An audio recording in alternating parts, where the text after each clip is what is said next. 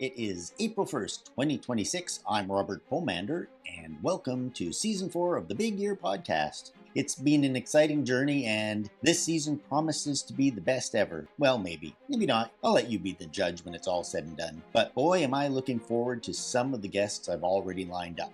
In addition to Big Year birders, you'll get to hear from a real live astronaut who is involved in bird conservation and a paleontologist who will educate us on the dinosaurs that survived the meteor impact and became the birds we now know and love.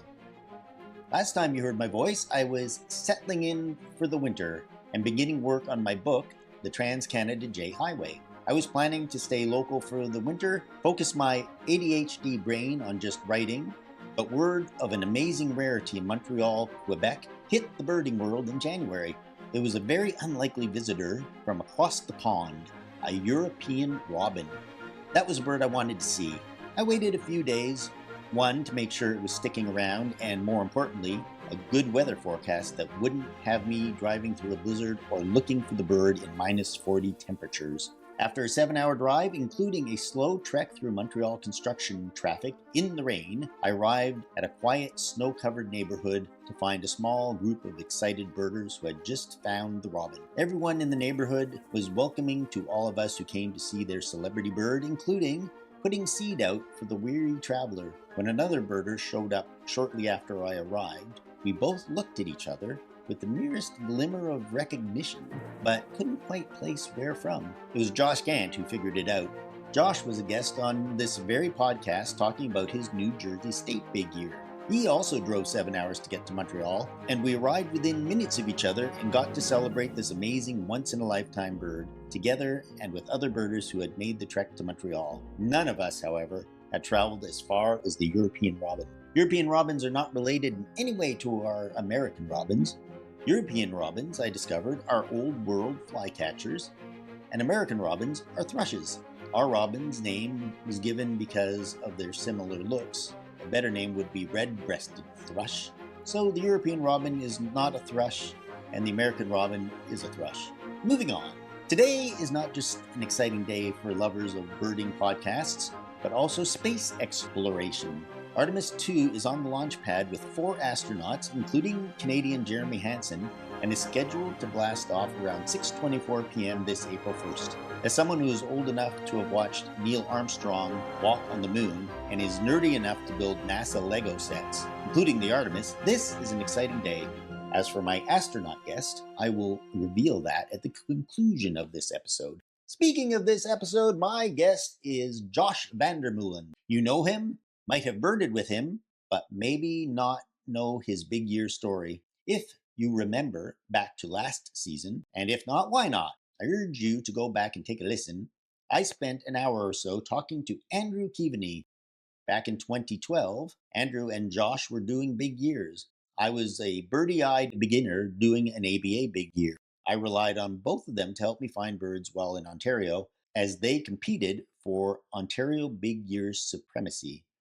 I likened their competition to that of Ken Kaufman and Floyd Murdoch's 1973 Big Year. Though it was a competition, Andrew and Josh kept things civil between them and even birded together and helped each other along the way. I was on the scene when Andrew missed the Townsend Solitaire and found my only red knot of my big year thanks to Josh. 14 years later, both of them are good birding buddies, and I am always glad to run into them, usually when stalking a rare bird. So now that we're all caught up, let's once again travel back in time to 2012, which seems to be the nexus of modern big year birding, and get on with the show. So I'm here in my own kitchen with Josh van der Meulen, and in 2012, when I first began birding, Josh was a young birder doing an Ontario Big Year. And if you listened to a previous episode, you know that Andrew Keaveney was also doing his Ontario Big Year in 2012. And we're going to talk about if there was a competition, if they were working together, if fun of having a competitor, how that made the big year go. But I'd like to find out a little bit more about Josh and how you began birding and what you're doing now and how birding has taken your life in different directions that you may not have thought of back in the early 2010s. Well, first of all, thanks for having me on the podcast, Rob. It's a pleasure being here and glad I could finally join for an episode. So 2012 was an amazing year, but I can give you a little bit of background info about how I got to that point. So essentially, I grew up in Cambridge, Ontario, just outside of Hamilton, and I was never really a birder as I was growing up. I really only got into the birding when I entered university. So I was actually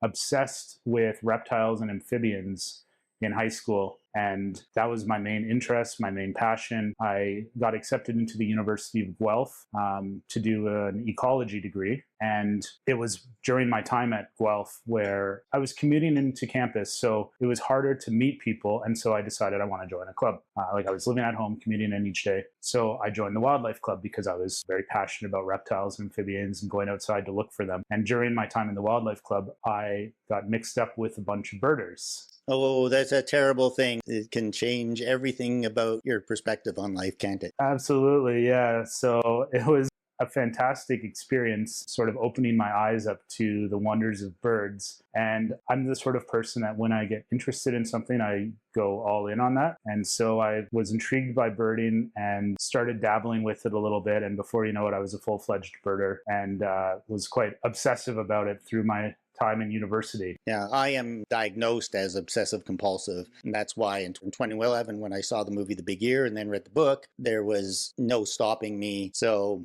my obsessiveness sort of had no bounds and was a little bit crazy. But from your point of view, is that part of your personality? Yeah, it's definitely a little bit of my personality as well. I think any of us who have ever done a big year have a little bit of some sort of obsessiveness to our personalities. So yeah, it's definitely a part of it. I had been birding for a few years before I entertained the idea of a big year. There's a lot of things that I love about birding, learning new things, seeing how everything in the ecosystem interacts. The difficulties of certain identification problems is quite interesting to me, and how weather impacts birding. But yeah, the listing aspect is also a big part of it for me too. And I enjoy that. And I find that it drives me to go out and go into nature. And so I'd always been intrigued with the idea of doing a big year. When I decided that I was going to do a big year, this was 2011, I was still in university. I was just about to start my fourth year at Guelph.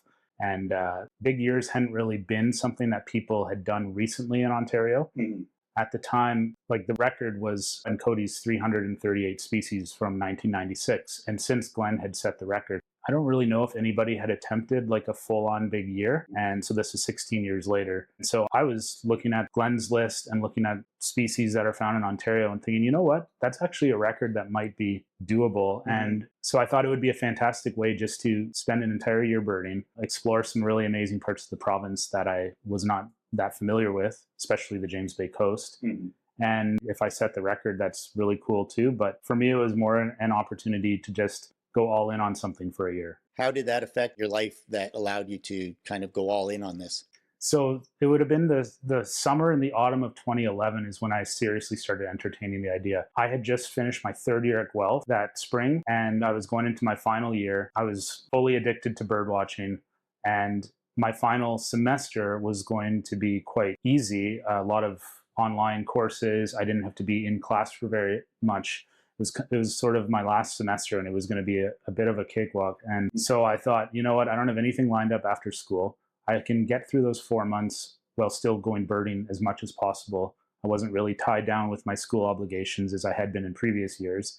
So I thought, you know what, if I'm going to do it, now would be the time. And I just started blogging that summer as well. So I mentioned it on my blog that I'm going to be doing an Ontario Big Year next year. And I think it was probably sometime in October or November that I made that declaration. And so it kind of gave people something to think about for the following year. Like the thing is with a lot of people who do big years, they might not decide prior to the year starting that they're going to do a big year. It might be 2-3 months in, they're having a really great year. They've seen a lot of rarities and you're like, you know what, now would be a good year to do it. Whereas for me, I had planned it out ahead of time and I had publicly declared that I would do it ahead of time. And so I think that's one of the reasons why people got interested in it and started following my blog, following the journey. I think a lot of times if you just think, maybe I'll do something to yourself, you may never get to it. But if you declare it, then now people have that expectation that you're going to do it. It kind of made it a bit more real. Once I put it out there, it's like, okay, I'm doing this now. So how did that end up leading to the rest of your career? To be honest, it was the best thing I could have done for my career.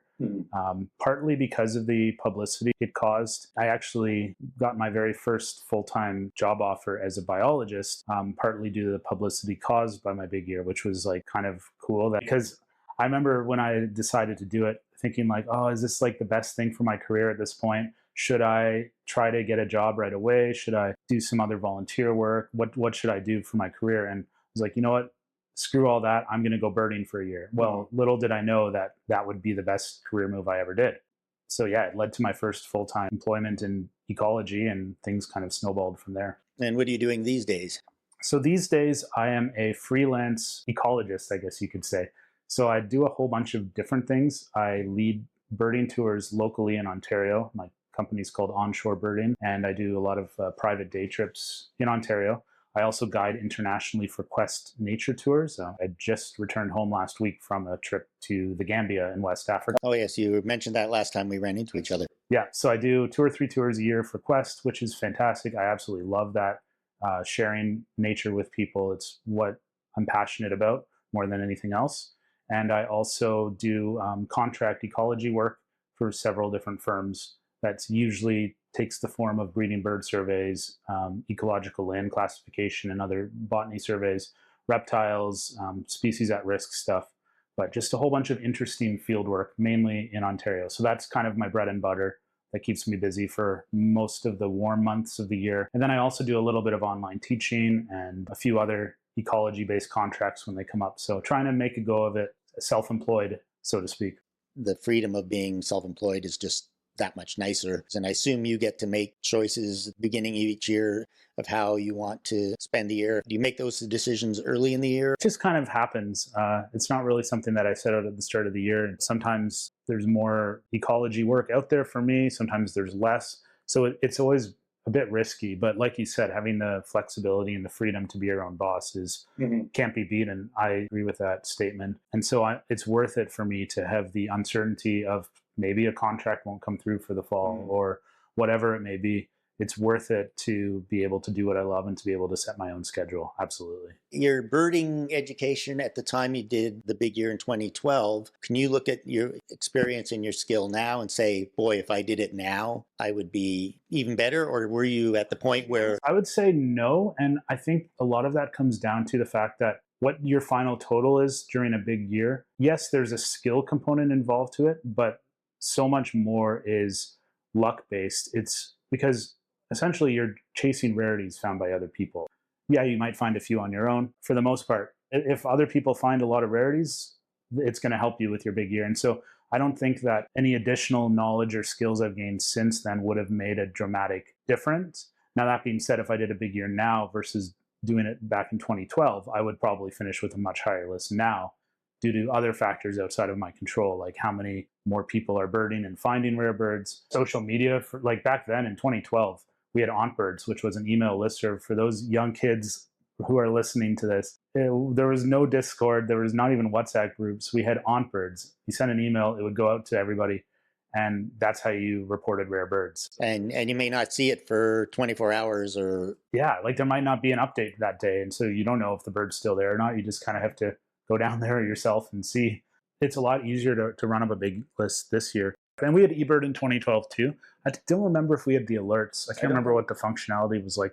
I don't think it was as good. And you could get rare bird alerts, but I don't think you... 10 species I haven't seen yet this year. Yeah, exactly. It was a different time. It's crazy because at times it doesn't seem that long ago, but like from a technological standpoint, it was ages ago. So let's go back to the end of 2011 and how you prepared for January 1st in the early part of the year, what you were going to chase, and were there a bunch of rarities around at the time? Yeah, and so when preparing for doing my big year in 2012, I'm kind of a numbers guy and I like to look at things methodically. And so I did what seemed logical at the time is I categorized every Ontario bird into 6 categories based on how likely they are. Category 1 would be something like an American robin or a chipping sparrow, you know, things that are guaranteed. Category 2 would be maybe a Louisiana water thrush, something that's more localized but still guaranteed on a big year. Category 3, those were sort of the birds that could go either way that you could see or miss on a big year, something like a cave swallow or a boreal owl, really tough resident species. And then categories 4 through 6 were various levels of rarities. And so by looking at how many species are in each category, I was able to see, okay, if I see all of the category 1s and 2s, which I expected to, and let's say I see every category 3, how many more rarities would I need to see on top of that? And so if I missed one of the category 3s, that's another rarity I would have to see. So I calculated it. And so I knew going into it, okay, I've got a good shot if I see, I can't remember what the number is now, but like 22 code 4 through 6 rarities. And so going into the start of the year, obviously it's common sense now that that's what you do, is you just go for the rarities. But by categorizing it in this way, it just made it that much clearer to me on paper how I should be spending my time at the start of the year. And so, yeah, I actually missed a bird that I would have seen on January 1st because I was in Nova Scotia. So one of the best or one of the worst strategies during a big year is to not be in the province or the state for the big year. Yeah, why were you in Nova Scotia on January 1st? Because I'm leading up to how you started this year. Where are you going to go on January 1st? And you're in Nova Scotia. I'm in Nova Scotia because my lovely wife, now she's my wife, but at the time we were dating, Laura, she's from Nova Scotia. And so I always go out there every year at Christmas to spend time with her family, and I wasn't about to compromise on that for 2012. And so, but it did mean that I missed the black-throated gray warbler, because there had been a black-throated gray warbler at Bayfront Park in Hamilton that I had seen earlier in December, but we were kind of keeping tabs on it, and it remained into early January. But yeah, so there was a black-throated gray warbler. It hung around until I think January 2nd or 3rd. I didn't return to the province until I think it was the 6th of January, at which point it was no longer being seen. So there you go. So I missed one. So not the best strategy to start the year. But anyway, so those first couple of weeks, I was really trying to just see rarities and localized winter specialties. So the very first bird I chased, my first day of my big year, which was January 7th, was a mountain bluebird that was south of Guelph. I was there. Yep. One of the coldest days I ever remember was -40. As the big year was going on and you were getting close to a record, were there times where your family gave you a pass if there was something going on to say, yeah, go and get that bird? Oh, yeah. I should mention one reason. So my wife, Laura, she was going to veterinary school in Scotland, in Edinburgh at the time. And so that meant that she was away from home. And so I could just, and I'm not saying this in that she would ever prevent me from going going birding, because she's not like that. And she often joins me. But because she wasn't around, I was essentially just on my own for most of the year. And so I could chase something at the drop of the hat without having to worry about too many responsibilities otherwise. My family, they were very accommodating. Like, I was living with my parents for a good chunk of the year. Once I was done at Guelph in April, I moved back home with them. And although I wasn't really home very often, Yes. But, they totally understood that I might bail on dinner plans last minute or things of that nature because a bird showed up. And they were very accommodating and supportive in that sense. Did you drive everywhere, or did you do any flights? My trusty Nissan Sentra, I put a lot of miles on her. And I don't think I did that's not true. I did have a couple of helicopter rides at the coast of James Bay, but I didn't fly up to Thunder Bay for any rarity or anything like that. I've actually done that, flown to Thunder Bay just using points last minute for Violet Green Swallow in 2017. That was cool. I went with Jeremy Bensett for that. He was doing his big year at the time. So we tag teamed that one and just did a 24-hour trip to Thunder Bay and back. So, but yeah, no, in 2012, I was driving everywhere, and yeah, it was great. I love being on the road, and I love just doing road trips like that. So after the semi-disappointment of the black-throated gray warbler, then now you're sort of, I'm home, I'm going to start. Then it's go time. Yeah. And I was all in. As I mentioned, I was in school still, but for the most part, that didn't prevent me from chasing anything. And so there was, I did a lot of birding. I remember going to Ottawa 3 times in the first 2 months of the year for a varied thrush, dipping on the first 2 visits. And finally, on the 3rd visit, I saw it in early March. And actually, like you mentioned, Andrew doing his big year. Andrew and I birded quite a lot in the early part of the year because he had sort of decided last minute or closer to January 1st that he was going to do a big year as well. And so we, to save on costs and stuff, and, we're good birding friends, we would go off together, and we drove to Ottawa to look for gray partridge, and we dipped on the varied thrush that trip, and then we saw some other birds out there too. But Andrew and I, one fun experience was Andrew and I were birding in Fort Erie in mid-January, and we found a couple of fish crows in a big flock of American crows. And this nowadays, everybody knows we have fish crows that show up in the province. But back in 2012, one fish crow was a big deal. Back then, there hadn't even been a single Niagara record yet. All of our provincial records were in the spring coming up the Mississippi Flyway, and so to get at one in the winter in Niagara was completely new. I think it was a new bird for the winter list. I went for that bird, actually. So, and of course, that was just the very beginning of their push westward into Ontario. So at the start of the year, I had classified fish crow as a code 4 rarity, one that I wasn't expecting. Of course, now fish crow, you would classify it as maybe a code 2. It's an uncommon, but so that was pretty fun. So yeah, I did a lot of birding with Andrew early in the year, chased a lot of rarities. I remember there was a white-winged dove up in North Bay. There was a black-headed gull on the Niagara River, band-tailed pigeon up in Bracebridge. That was a really good one. That was my first code 5 of the year. And I actually dipped on it on the first trip, so I had to go back a second time with some friends from Guelph. So that was a big deal. And yeah, so I was just spending those first few months birding as often as I could, chasing things that were code 3s or higher, and just trying to survive my last semester at school before I was released from those obligations. Were you completely ignoring the code 1s and 2s? Like, I don't care if... I don't need to get a northern pintail in January. I will see them in the spring. You weren't like, I want to have the biggest number by the end of January. No, my goal is to have the biggest number by the end of the year. And I wasn't about to waste energy and time and money chasing things that I would know I would see later. Like winter rarities that's a big thing nowadays. I don't know if it was such a big thing 13 years ago, but the winter listers who... No, I don't mind. And I keep a winter list as well. I like the fun of listing too. And so it is like, I'm not going to go drive to Thunder Bay to see a common bird that happens to be rare in the winter that's at someone's feeder. But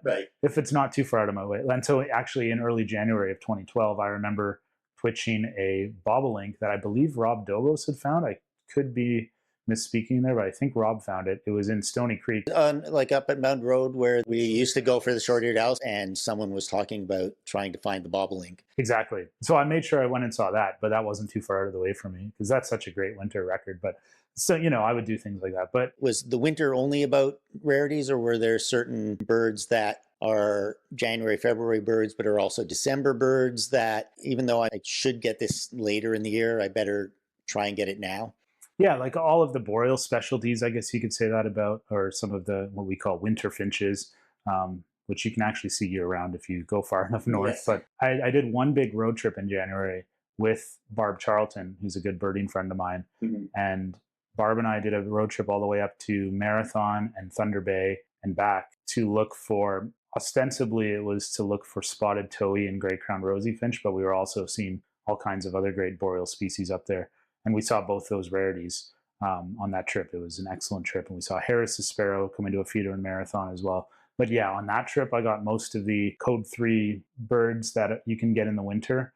I got most of those out of the way, but then I was still missing a few. I still needed spruce grouse and American three-toed woodpecker, and there was a couple of others. So I actually did like a quick trip in early April to the north. Just I had a gap in my schedule before exams.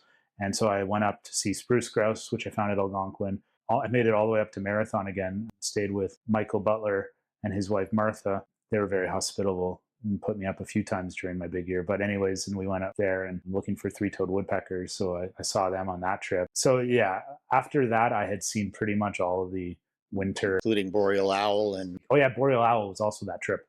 I remember getting them along the Dead Horse Road, although herd only. I never did see a boreal owl that trip. So I did see one later in the year, actually, but that was a yearbird at the time. That was a pretty cool experience. So now you've got all those boreal species. You still said you needed one more? Yeah, I had seen most of them by April. And so actually in April is when I started to think that I would actually have a chance to tie or even beat the record. And by that time, how many did you have? I'm just looking at eBird now. By the 1st of April, I was at 164 species. That was an eared grebe. That was actually a self-found one with Brett Freed and Barb Charlton. That was at Long Point. So I was at 164 species at the start of April. But then there was a couple of good rarities. The first was a scissor-tailed flycatcher in Prince Edward County. Beautiful. I think it was a male. And that was a fun twitch with Brett, and I think with Barb as well. Yeah, the three of us did a lot of rare bird twitches together. And then a really good bird that occurred later in April was a Bell's Vireo at Point Pelee. And so at this point in the year, it's around April 20th. I hadn't graduated, but I'd finished my obligations. I'd done my exams. And my plan was to spend 6 weeks living out of my car or the homes of generous birders in the Point Pelee area with the ability to chase anything that popped up anywhere else. You did the long trip to Point Pelee. Yeah, exactly. And yeah, well, all at one go is a long time, although I did leave a few times to chase things. But yeah, for the most part, if there was nothing around that I was chasing, I was at Point Pelee. And part of the reason was I had picked up a work contract for Ken Burrell, who was doing, I believe it was his master's at the time, on reverse migration, that phenomena that you see at Point Pelee and Pelee Island. And I was hired to be at Point Pelee every morning for 3 hours to count the birds flying off the tip. Neat. And so that was kind of it forced me to be at Point Pelee. Now, that being said, Ken was a great boss. And there was a couple of times where I said, hey, Ken, like a rare bird showed up, and he would be totally fine if I had to have somebody else fill in for me. And actually, Andrew filled in for me once or twice too, which was really generous of him. But anyways, yeah, so I was down at Point Pelee, and my very first day I arrived, it was April 20th, got there in the evening. You know, I'm all excited for a month or more of birding in the spring. The very next morning, I'm walking down to the tip, and word gets out of a Bell's Vireo. So I was on site pretty quickly. I believe Steve Pike found this bird, and nobody could refine it again. And then Corey Renault, I believe, refound it, and we all went over and had some amazing views. So that was like a good way to kick off my time at Point Pelee. And so at this point, I'm like looking at how many rarities I had seen. I had seen over half as many as I needed for the year, and it was only April. So I thought the odds are pretty good at this point. And what was Point Pelee like if you compare 2012 to now? Were there as many birders going there as you see now? It was busy, but it wasn't quite like it is now, probably half as many people, but it was still quite busy. But it was really cool being there for that amount of time, because I really got to know a lot of the other birders that are regulars at Point Pelee and became good friends with a lot of them. And, you know, so to be there for basically 6 weeks on and off was a pretty special experience. Now, as far as the birds are concerned, it was a bit of a slower spring. Yes, I remember that. Because I heard stories of Point Pelee, and Sue and I went there, 2-week trip between Point Pelee and Rondeau. And the title of what my blog after the first day at Point Pelee was Crouching Warblers, Hidden Sparrows. Yeah, it was a bit of a slow year at Point Pelee. Now, that being said, I still caught up with just about all of the expected southern overshoots over the course of the... Like them worm-eating warblers that are, some years are easy and some years are impossible. Exactly. So there was two specialty birds that I was worried I was going to miss, and that was Kentucky warbler and worm-eating warbler. And both of them I ended up finding on my own. There was none that I was able to twitch, but Dan Riley and I found a Kentucky warbler one afternoon along the West Beach footpath. And then I was on my own when I found a worm-eating warbler. I think it was over by Northwest Beach. And so that was like kind of lucky, and two birds that I thought I would miss. And then the third one actually was Henslow's sparrow, because most of our records of Henslow's sparrows are in April or early May. There hadn't been any. And then it was in late May where I get a call from Alan Wormington that he had found one with Bill Lamond and Kevin McLaughlin at Point Pelee in late May. So I raced down and I was able to see that. That was one I thought I would miss. But otherwise, all of the other birds that a big year birder needs to get at Point Pelee, I was able to catch up with. We had a Chuckles widow at the visitor center that was calling, and I actually ended up seeing that bird with Andrew. That's a story for another day, but yeah, and yellow-throated warbler at Rondeau, and lots of other great birds, summer tanagers. I found a couple of those with Steve Pike one afternoon, which was pretty cool. But yeah, it was slow. A lot of days where there just wasn't anything rare. I did catch up with the lark sparrow that Michael Byro had found, and I twitched a western tanager up on the Bruce Peninsula from Point Pelee in late April. So yeah, that was actually, just as a quick aside, I had a little bit of a dilemma in late April when the western tanager showed up at a feeder on the Bruce Peninsula. I was able to get access from the homeowners, and as I'm driving up there, word comes in about a Say's Phoebe at the Cardin Alvar. So I had a decision to make. Do I head east and try to see the Say's Phoebe? I had enough time in the day I could have done that. Or do I keep on track with my appointment to see the Western Tanager. So I stayed with the Western Tanager, partly because I had coordinated a time with the homeowners and I wanted to fulfill that arrangement. But in hindsight, if I had gone to Carden, I would have seen the Say's Phoebe that evening. And then the Tanager hung around for a few days, so I could have seen it. And you never know with these birds, if you make the opposite decision, you could end up seeing neither. And I could have very well have gone for this Phoebe, not seen it, and then the Tanager disappeared, right? So I went with the known commodity, the sure thing, and managed to see the Tanager and missed Say's Phoebe. I actually went up the next day with Barb Charlton, and we dipped on it. It wasn't seen that next day, but that's birding for you. As frustrating as it can be sometimes, especially during a big year, it's really what makes birding fun, is the adventure of it all. It would take some of the fun out of it. Absolutely. Although whenever I miss a bird, I say, man, it would be so much more fun if it was guaranteed. Yeah. That's where, for me, I've had to teach myself to say, when I get somewhere and I've spent the whole day not seeing a bird, just saying, yeah, but would I have been here before? Would I have even come to this spot? And sometimes they're very beautiful spots that you would never just decide to go birding or go just take a trip to. In January and February, you said you were doing a lot of trips. Were there bad weather conditions that you had to survive, or did you have a reasonably good winter? Reasonably good winter, yeah. I remember with Barb doing that northern trip, we were lucky in that we didn't have any big snowstorms, but there was always the chance that would happen and derail plans. But luckily, didn't have any issues early in the year with the weather. And what's the furthest north you went? The furthest north that I went would have been the James Bay coast. So I did actually 3 trips to the James Bay coast. Was there one where you're doing specifically there for surveys, or? Exactly, yes. So back in the day, there used to be annual shorebird surveys that would happen at various locations along the southern James Bay coast. So in the summer, I went up for 2 weeks to Little Pisquamish Point and Long Ridge Point with a crew of 6 or 7 of us. And Andrew actually was on that trip as well, and Gene Iron and Barb Charlton and a few others. And so that was a great trip. It was my first time actually being on the coast of James Bay, and we did tons of shorebird surveys, which was amazing, just to see hundreds of red knots and thousands of white rump sandpipers. We had yellow rails calling every day from around camp, although I never saw one. I still to this day have never seen a yellow rail. And we had Nelson sparrows everywhere, which was a yearbird for me. And black guillemot was also a big surprise. And Arctic tern. My only Arctic tern of my big year was one that I was actually staying back at camp and I was making dinner. The others were checking the tern roost at high tide. And I get a frantic call over the radio that they have an Arctic tern. And we had been looking for them all trip without any success. So I sprinted the 2 kilometers or so in rubber boots out to the coast and managed to see it. So that was a pretty special moment. But yeah, that was my first trip in James Bay. And then I did 2 other trips, one with Mark Jennings and the late Alan Wormington, who was a good friend of mine and a mentor. Alan and I birded a lot back in the day, and especially in my big year. And so we did a trip in late September and early October to Moosonee and back, mainly looking for rarities. Alan told me that we had a 50% chance of finding a northern wheat ear. Of course, we didn't find one, but I've been there on multiple trips now, and I still haven't found one. So I don't know if maybe for him it would have been 50%. He was a very for you, it's 0%. Maybe for me, I just don't have that in me. I don't know, but so that was a fun trip. We found a scissor-tailed flycatcher that trip, and we found a Harlan's hawk, which we managed to photograph. It was, I think,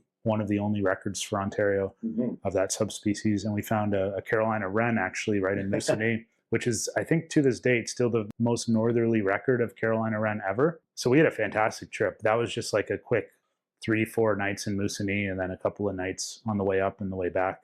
We saw mew gull that we chased in Sault Ste. Marie on our way home. So that was a pretty fun trip. And then the third time I was on James Bay was when I went to Netatishi Point in October with Alan, just the 2 of us for a couple of weeks. Get any new birds for that trip, or was it? Yeah, so if we skip forward a little bit, we were talking about May at Point Pelee. By the time that late October rolled around, I was within a couple of species of tying the record. And so I thought that I had a good chance of doing it on the Netatishi trip with Alan. And so, yeah, it was just the 2 of us. This was helicoptering? Yeah, we'll drive up to Cochrane, take the train up to Moosonee, charter a helicopter to the cabin on the coast. That's quite the trip. It's quite the trip, and 100%. Planes, trains, and automobiles. I love it up there. I don't know if there's anywhere else in the world I love as much as the southern James Bay coast. But so we get up there, and it was fantastic. Within the first 2 days, I'm just looking at my list now. Within the first 2 days, we had seen gyrfalcon and purple sandpiper, which were both year birds for me, which put me 2 shy of the record. Then we had a common eider fly by, which put me 1 back. And then I tied the record with a northern gannet. We had an adult northern gannet fly by, which I think was the 2nd record for Northern Ontario at the time. That was pretty exciting. And then we waited 6 days before I had the record-breaking bird. And during this time, so unbeknownst to us, Hurricane Sandy is barreling towards the southern Great Lakes. And the worst thing you can possibly do in Ontario when you're doing a big year is not be around when the hurricane. Yes.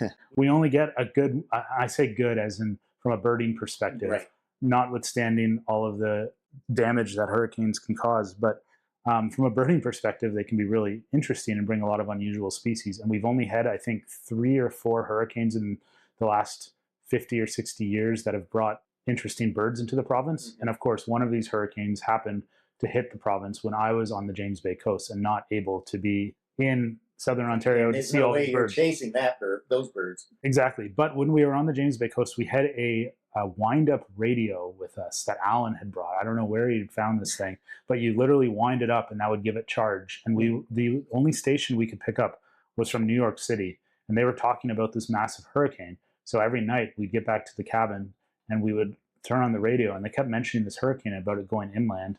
And so we were thinking, oh no, this is going to go right towards the Great Lakes, and they're going to be looking at, Leach's storm petrels in Hamilton. What do you know? They're looking at Leach's storm petrels in Hamilton. Wow. There was a Ross's gull that a few friends of mine found. There was a razorbill Wilson storm petrel. I missed about a half dozen birds because I was up on the James Bay coast. So how many did you get up there? Well, that's the thing. What was the math on that? So afterwards, when I was looking at running the numbers, in the end, I don't think I would have come out ahead if I'd stayed back. Okay. Because we found so many rarities that trip at Netatishi. Like I mentioned, the common eider and the gannet. Then the record-breaking bird, which was something I'll never forget, is seeing my very first Ontario northern fulmar come into view. Whoa. And it was cool because I spotted it too and got Alan on it. And I was so excited when I spotted it and called it out to Alan. He was so nonchalant. He's like, oh yeah, looks like a fulmar. The difference between being a young, excitable birder, seeing something the first time, and a veteran. Even now, I mean, I've only been birding for 13 years, but there are times where there are new birders and they get very excited about something that you can see 6 of. Sure. And you have to remind yourself that you were that person once upon a time and say, wow, that's so exciting. Good for you. That's why I love when I'm guiding other birders. I love going out with relatively new birders because I can see these birds through their eyes with their enthusiasm. I never want to get to the point where I'm so jaded that I won't look at a male Baltimore Oriole in the spring. I mean, that's, to me, I'll stop and look at a Baltimore Oriole 100 times in the summer. I always love that. Speaking of that kind of enthusiasm, during my big year in 2012, I was in Patagonia Lake State Park, which is just like, for a big year birder, that's like, ooh, this is like nirvana. This is the place. I was there with a guide to see a ruddy ground dove. It was a female, so it wasn't all that beautiful, but I'm looking for the ruddy ground dove on one side of a tree, and I walk around the other side, and there's a woman looking, and I say, are you looking for the ruddy ground dove too? Because I think it's, and she says, no, it's the cardinal bird. It's so beautiful. Oh, okay, you didn't even care about this rarity. She's from Britain, and cardinals are spectacular. You come from Britain, a cardinal is like a spectacular bird. So, I mean, we go to South America or Panama or wherever, and birds they see every day are the birds that we find the most beautiful and exciting. For me, that was like one of those moments where you have to remind yourself that any bird could be new and exciting for anyone. Absolutely. 100%. Yeah. Yep. But anyways, to bring it back to James Bay, so I was mentioning the fulmar, which was the number 339 for me. And we also had a few more rarities. So actually, our helicopter was supposed to pick us up on October 31st. Mm-hmm. It didn't show up. Andrew has a story like that, but he was all by himself. Completely forgot about him. Yes. Whereas that didn't happen with us. They remembered us, but they couldn't get us because of the weather. Mm-hmm. So we were all packed up on the coast, ready to go, and the helicopter didn't show up. Very next day, same thing. We were all packed up. Helicopter didn't show up. But while we were on the coast waiting, we had two fantastic rarities. First, we had a great cormorant flyby, which was very exciting. It was very close range too. Of course, our cameras were packed away too, so we didn't get any photos of that. And then the second rarity was right at dusk. So we're sitting there kind of glumly looking out at the coast, like, because we didn't know if the helicopter had forgotten about us or if they just couldn't get us. We had no satellite phone. We had no way of communicating. It's funny, Alan's method of his contingency plan for safety is eating you. his method was, oh, we don't need a sat phone. We have an orange tarp. I'm like, what's that going to do, Alan? He's like, oh, if we have problems, we put the orange tarp out on the beach and a plane flying over, we'll see it. And meanwhile, we didn't see a single plane the entire time we were there. So I don't know how useful the orange tarp would have been. It's just kind of a funny story about Alan. But so anyways, we had no way to know if the helicopter's coming or not. And as we're sitting there, as it's starting to get dark, I see this bird fly across right along the tide line, right along, it was high tide, it was right along the shore, and it had a yellow breast, and it perched, and I immediately realized it was a kingbird, a yellow-bellied kingbird species. So I called it out to Alan, and he got on it, and then the thing vanished. And at this point, I knew it was a potential yearbird because I still needed western kingbird. Right. I'd missed it in Rainy River earlier. I was shaping up to be one of my biggest misses. But it could have been a Cassin's kingbird. It could have been a tropical kingbird, which would be, mega rarities. Mm-hmm. But I don't know what it was. When this bird flew by, I didn't see it well enough. I didn't have my camera. It was packed away. So anyways, I grabbed the camera out of the bag, head off down the coast. Alan as well. We're both looking for it. And I managed to turn it up way down the beach and get Alan's attention, and we photograph it. And it is a western kingbird after all. Yeah. November 1st in southern James Bay, which is kind of a wacky record. But yeah, that was number 342. And so when it was all said and done, I had the new record, but I had missed Leach's Storm Petrel and Razorbill. Of the Ross's Gull, that was just like a few observers had it fly by, so it wasn't chaseable. At least one in Hamilton at Van Wagner's Beach, and they had a Wilson's the same day as well. So it was tough not being there. Everybody's looking around like, where's Josh? He's doing his big year. So when you look at the list from Hamilton and the list that you got, what would you say were the birds you would have rather had for the list? Honestly, looking back, I'm glad it played out the way it did because I was able to experience birding on the James Bay coast with a close friend and mentor of mine, mm-hmm. and to share the record, to share that experience of breaking the record with Alan was pretty cool. And also, you look back at the birds we did have, and we had some really fantastic rarities. And so, yeah, I have no regrets with how that played out, even if I might have finished with one or two higher species if I had done my Netatishi trip a week later and had been around for all the hurricane birds. So that's how I feel now. No regrets. But yeah, it was tough to come back into the land with Wi-Fi and to read about all these rarities. I kind of see it as the adventure of that trip outweighed any extra bird you might have gotten. You may still not have gotten the Ross's Gull. Because now when I look back, if I had finished with a couple of species fewer, that would have been fine. I still would have broken the record and stuff. But to be able to, it's not so much about the number looking back, because now the record's been broken. Heck, my Canada record I had for 1 year. Yeah, exactly.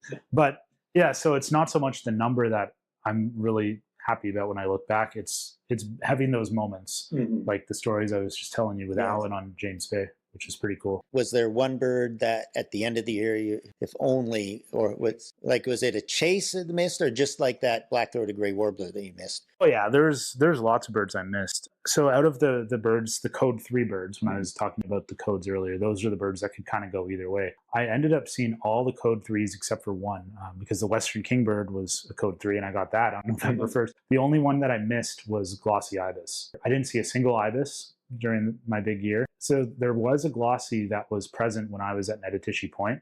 That was in eastern Ontario somewhere. I can't remember the specifics now. It might have been near Ottawa, and it was present for a few days, and I would have seen it if I had been in southern Ontario, but I didn't. And so that was a big miss for sure. And that's the thing, especially if you're doing, whether it's North American or Canada big year is, or even Ontario, you can't be everywhere all at once. part of the adventure is these trips that you do on a moment's notice. What was the craziest trip you did on a moment's notice?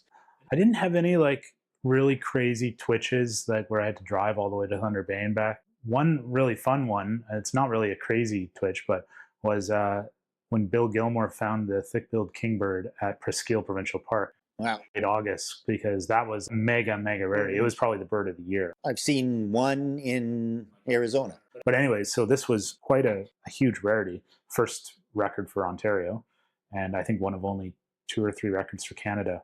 And so I coordinated with Mike Burrell and Ken Burrell and Brandon Holden. And the 4 of us spent the night at Mike's place. He didn't live too far from Presqu'île back then. Got up early the next morning, made it to the park. And I remember there being like pre-dawn, there's 50 birders milling around in the calf pasture at Presqu'île. We're all just like, you know, the nervous energy of like, is it going to show up? Is it going to just be a one-day wonder and not appear? And then I just remember Glenn Cody's booming voice that I've got the kingbird, and there it was. And so that was a pretty fun twitch to be able to see it right away in the morning and to share it with everybody that was there. It's pretty cool. Well, and that was fun too because I was with those guys and because we saw the bird early in the morning. So we spent the rest of the morning just birding Presqu'île, which was great. I remember we had some red crossbills. And like just a day of birding where you don't even have to worry about, you're not even thinking about the big year so much. Away, then just go birding. And then I remember that afternoon, once I made it back to Hamilton, I think it was the same day Brandon Holden took me out on his Zodiac because he lived in Hamilton at the time. And he had a Zodiac for looking for pelagic birds off of Hamilton. And so he took me out. I think it was the only time he took me on the Zodiac. And it was really cool. We had Savin's gulls very close. We had a long-tailed Jaeger fly over. So that was a pretty fun day to start with thick-billed kingbird and finish it with long-tailed Jaeger. Was Van Wagner's Beach a thing back then? Oh yeah, Van Wagner's has been a birding spot for decades. I don't think I knew about it in 2012. I was traveling North America, so I didn't. All these birds that I'm hearing about from 2012 are things like I didn't even know any of these things were around. I was somewhere else in North America most of the times, and they're probably birds that I didn't have to chase. The one bird though and you obviously saw hundreds of red knots, but I don't remember if you put this on birds or if it was on eBird. There was either first year or female red knot. It's probably a juvenile at a water treatment plant of some sort. And I saw your post about that. And of course, I'm thinking what a red knot looks like. And at that point, probably was 8 months into my big year and didn't even know about red knots before the year started and hadn't been in Maine for them in the spring and never saw one in Florida.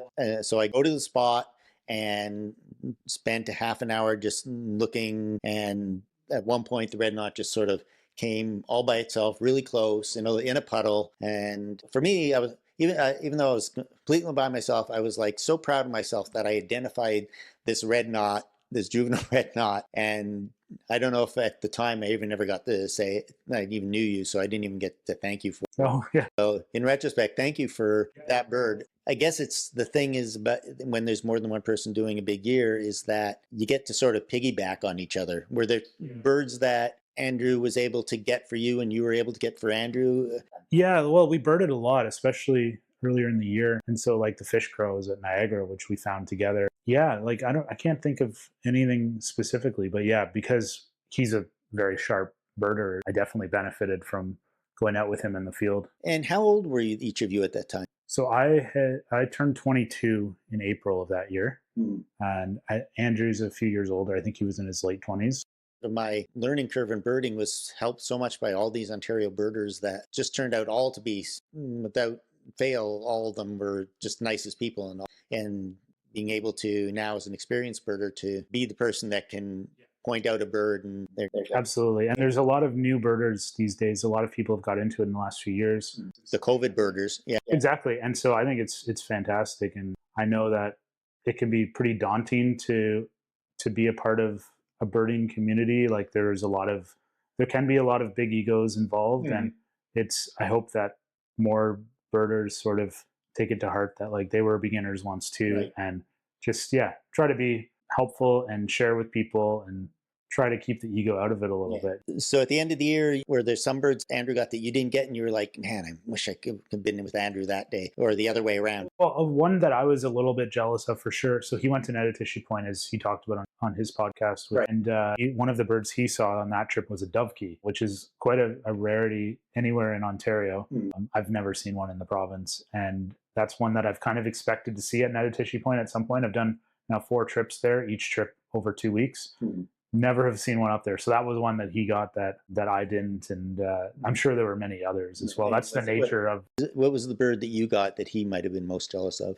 Yeah, I don't know. I would have to look at his list. But yeah, there was a few at Netatishi. I think he did get a fulmar, but great cormorant he didn't see, or presumably western kingbird and common eider, and there's a few others, gannet. I know that he missed the Townsend solitaire that showed up in Hamilton. I know that was a tough miss for him. We talked about that on the podcast because I saw it. I think he saw it fly away, but it wasn't a good enough to count. He saw the bird that I saw fly away. There's just 2 of us left, one other birder and me. All the people who had seen it had left, and there's just me and this one other guy, and I had already seen it, but I didn't get a picture. And it landed on a tree or on a bush or something. I saw it. I got the other guy to see it, and then it literally flew off at that point. And I think that's what Andrew saw fly off. It's funny to find out about that years later, that we were that close to each other, but you were there earlier and saw it? Yeah, I was at my parents' place in Cambridge when it was reported. So I think I was the first birder on scene, found the bird, and yeah, I guess Andrew must have been somewhere else and he didn't get there till later in the day. So the year was over, and how did you feel when it was all over? Well, it's kind of a weird melancholy feeling when it was over. Like, on one hand, I was so happy to not have to be thinking about having to jump in the car at a moment's notice to drive to Ottawa or whatever. It was nice to have that, to have a bit more of my life back. But I also, it was kind of a bit sad because for a year, this is what your goal is. You're driven towards this one thing, and now it's over. And it was fun, and it was cool to reminisce about things, and there's a lot of media things, which was kind of fun to do. But yeah, it was a bit melancholy. And then there was also the reality setting in that okay, I got to go work for a living. Yeah, I had borrowed some money from my parents to help finance the second half of the year, and my car was breaking down, and I'd sort of limped towards the finish line. So it was okay, now I gotta get a real job and back to reality. So it was a little bit melancholy, but still I had such a great year, and I met so many amazing people in the birding community, and so many people were just so hospitable and helpful to me. And yeah, it was just a really cool experience. Well, that is a good place to wrap it up. Thank you very much. I appreciate having to finally get to talk to you. We keep seeing each other places, but never really got to talk and get to know each other. So that was a lot of fun. Yeah, well, thanks so much for having me on the podcast. Well, having visited the past once again, I have traveled back to the future and hopefully have not changed anything except our knowledge of past big years. 2012 was the year thousands of people discovered the concept of a big year, thanks to the movie of the same title. So many of us have that moment in the past to thank for our present lives. Looking forward to the future, specifically May 1st, I am thrilled to announce that my guest will be Canadian astronaut Robert Baumander. Inspired by her trip on the Space Shuttle Discovery in January of 1992, seeing the planet from space as one living, breathing ecosystem, she returned to Earth with a better appreciation of the environment. Dr. Baumander photographed and wrote the book, A Space for Birds, and I can't wait for you to hear our conversation next month. As for me, I'm going to do some birding and be right in front of the television with a bowl of popcorn and maybe some space ice cream and watch another Canadian launch into space, far beyond the highest path of any bird. Good night, good luck, and good birds. And I'm Robert Baumander, and welcome home. I was planning to stay local for the winter, focus my ADHD brain on just writing and this podcast, but word got out of an amazing rarity in Montreal, Quebec.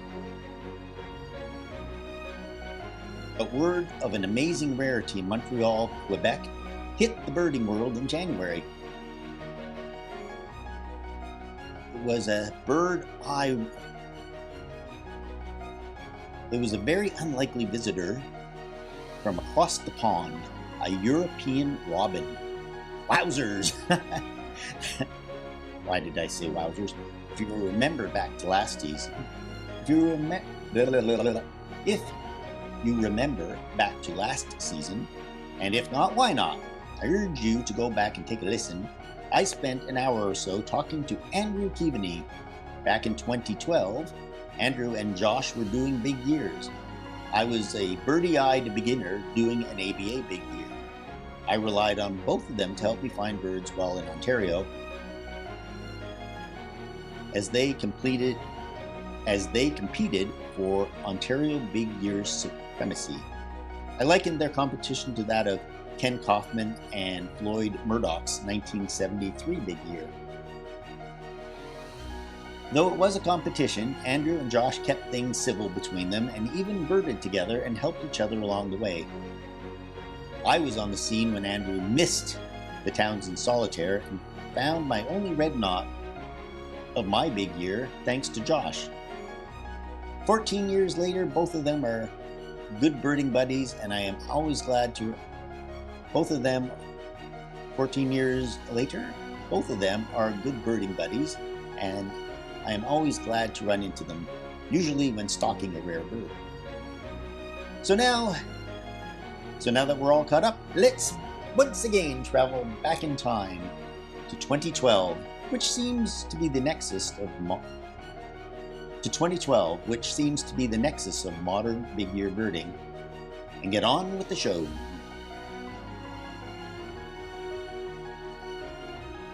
Well, having visited the past once again, I have traveled back to the future, hopefully not changed anything except for our knowledge of past year.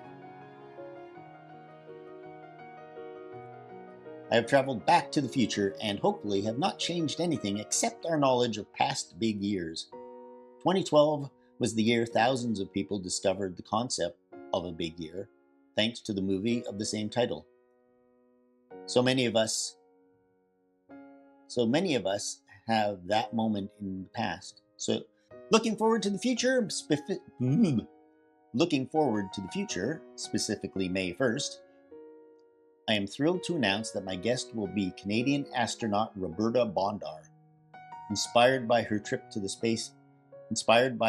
on the Space Shuttle Discovery in January of 1992, seeing the planet from space as one living, breathing ecosystem, she returned to Earth with a better appreciation of the environment. Dr. Baumander photographed and wrote a book, A Space for Birds, and I can't wait for you to hear our conversation next month.